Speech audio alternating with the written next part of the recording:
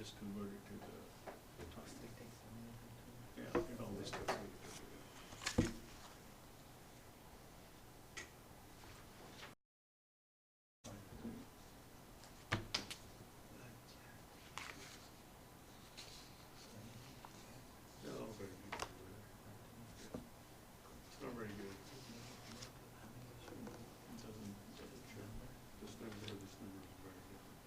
And it doesn't update. So if I go back and update, it updates that. Yeah. It's now it's very close.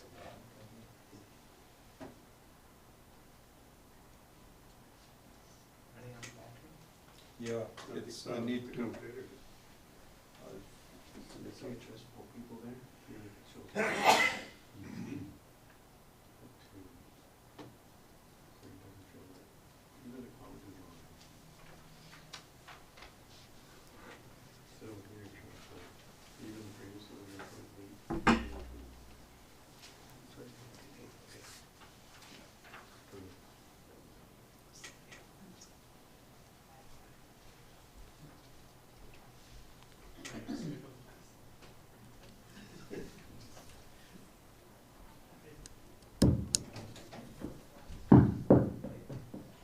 That's Raj, is that sound okay in the back? Yeah. Okay, good.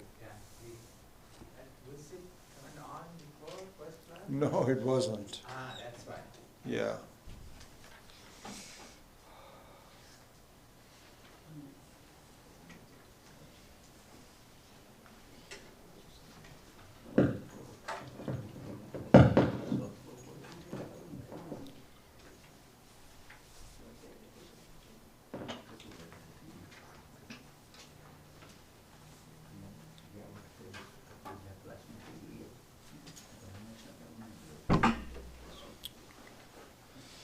Yeah, please request everyone to come as far forward as possible. This is too far.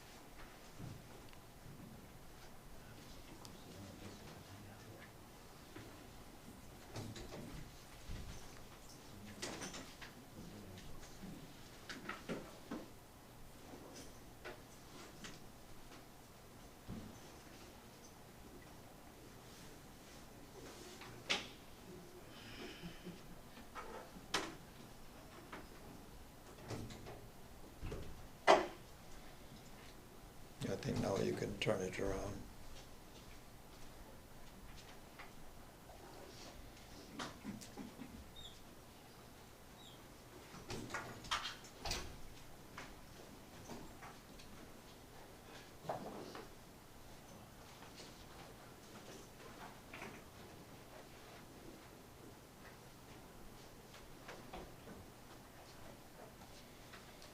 Okay.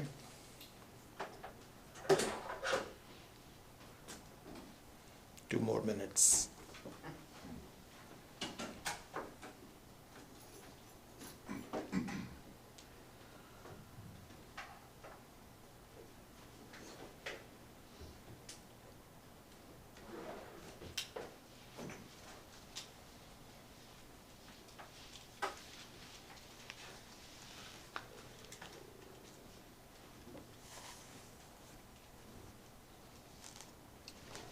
We do a puja for the morning class.